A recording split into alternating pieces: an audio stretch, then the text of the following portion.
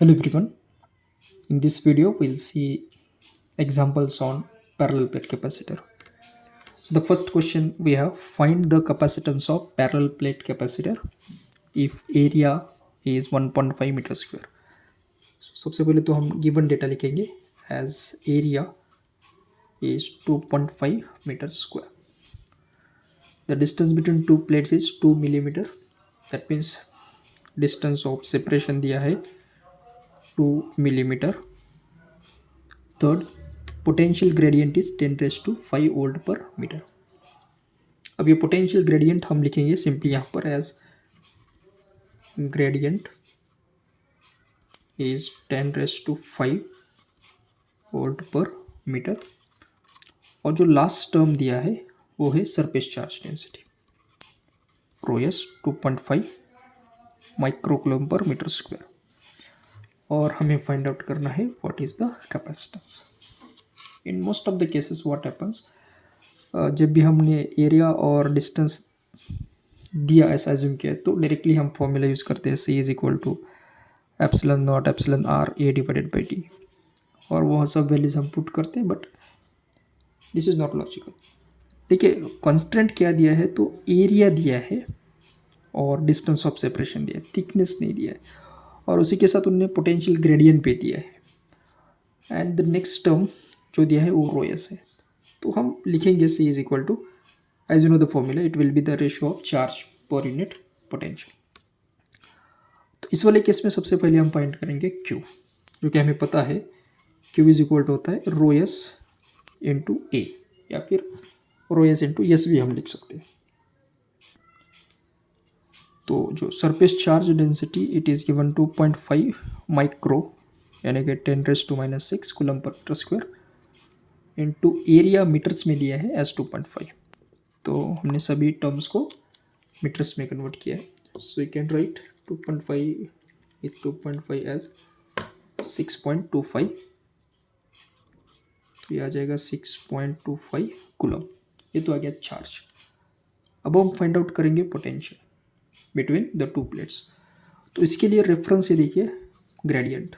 तो ग्रेडियंट का अगर हम यूनिट देखेंगे तो इसका यूनिट है वोल्ट पर मीटर, यानी कि वोल्ट जो यूनिट होता है वो पोटेंशियल का होता है और मीटर जो होता है वो होता है डिस्टेंस का, डिस्टेंस ऑफ सेपरेशन का। तो ग्रेडियंट इज इक्वल टू क्या आ गया v डिवाइडेड बाई डी। अब इसको लिखेंगे v by d is equal to gradient दिया है 10⁻⁵। हमें फाइंड आउट करना है पोटेंशियल, तो v इज इक्वल टू आ जाएगा d इंटू 10⁻⁵।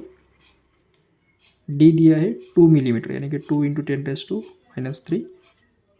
इंटू 10⁻⁵। तो ये आ जाएगा 2 इंटू 10⁻² यानी कि 200 वोल्ट। फाइन। अब सिंपली ये वैल्यूज हमें यहाँ पर सब्सटीट्यूट करनी है। So will write C is equal to charge is 6.25 divided by ये 10⁻⁻⁶ हमने लिखा है, सो 10⁻⁻⁶ कूलम। पोटेंशियल है 200 वोल्ट्स का। So let's divide it and will get the value of capacitance. तो ये हमें मिलेगा एज 31.25 10⁻⁻⁹ कूलम, जिसको हम नैनो में लिखेंगे एज 31.25 नैनो कूलम। तो ये आ जाएगा, सॉरी नैनो फेरेड, इसका यूनिट होगा farad, nano farad. So this will be the value of our capacitance with the given conditions. Important term हमेशा याद रखिए, अगर पोटेंशियल ग्रेडियंट और रोएस वगैरह दिया है तो you have to use this particular formula. Now let's see another example on the capacitance. So here is our second question. As a paper capacitor is made up of aluminum foil of 100 centimetre square, यानी कि जो area है इस वाले paper capacitor का वो है 100 centimetre square given data. Which is placed on both sides of the paper, यानी कि दोनों साइड पे, अपर और लोअर साइड पे प्लेस्ड है, जिसका थिकनेस है 0.03 मिलीमीटर, यानी कि थिकनेस है पेपर का, जिसको हम लिखेंगे 0.03 millimetre. The dielectric constant is given as 3, यानी कि एप्सिलॉन आर दिया है 3, and its strength is 200 kilo volt per centimetre. तो सिंपली लिखेंगे strength is 200 kilo volt per centimetre. Strength यानी डाइलेक्ट्रिक स्ट्रेंथ, या फिर हम इसको ग्रेडियंट भी कह सकते हैं, ratio of volt per distance. Okay, so what is asked, what is the capacitance value? तो सबसे पहले तो उन्होंने पूछा है C and rating of capacitor. अब रेटिंग ऑफ कैपेसिटर यानी वोल्टेज रेटिंग होता है, ऑलवेज रिमेंबर। तो सेकंड टर्म हमें फाइंड आउट करना है वोल्टेज का भी। So let's find it. So सबसे पहले तो इस वाले टर्म क्या क्रॉस आते हैं। सो यहाँ पर देखिए चार्ज या फिर रोयस नहीं दिया है, सो सिंपली हम लिखेंगे C is equal to epsilon A by D, as you know that equation for capacitance of parallel plate। अब इस वाले केस में डाइलेक्ट्रिक टर्म दिया है 3, तो एप्सिलॉन को लिखेंगे epsilon not epsilon R A by D। Epsilon not है 8.854 minus 12, epsilon R is 3 multiplied with area 100 centimetre square, तो इसको लिखेंगे 100 इंटू सेंटीमीटर को अगर हम मीटर में लिखेंगे तो इसको लिखेंगे 10⁻⁻⁴। 1 सेंटीमीटर 10⁻⁻² मीटर होता है, और अगर हम इसका स्क्वायर लेते हैं तो इसका भी square 10⁻⁻⁴ divided by distance is 0.03 millimetre, यानी कि 10⁻⁻3। Now if you simplify these entire terms और हम मल्टीप्लाई करेंगे तो जो वैल्यू हमें मिलेगी that will calculate as 8.854 into 3 into 100, तो वैल्यू सिंपल से मिलेगी हमें 8.854 into 10⁻⁹ farad.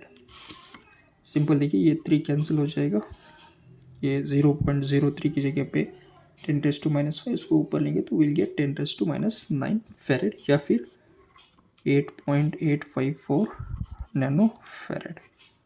So this is answer of our first question. Clear? Now let's go for the second question. Second question is asked is voltage, जो हमें find out करना है। तो अगर वोल्टेज फाइंड करना है तो ये जो स्ट्रेंथ है it is given as strength, यानी कि इलेक्ट्रिक फील्ड स्ट्रेंथ होता है, ये दिया है 200 kilo volt per centimetre.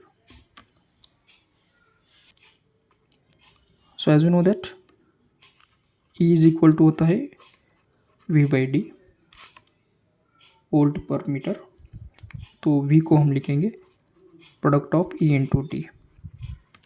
E is given 200 kilo यानी 10⁻³ डिवाइडेड बाई, देखिए सेंटीमीटर में है, इसको अगर मीटर में लिखेंगे तो ये आ जाएगा 10⁻² मल्टीप्लाइड बाई डिस्टेंस मिलीमीटर में दिया है एज 0.03 10⁻⁻3। तो हमने हर एक टर्म को कन्वर्ट किया है मीटर में।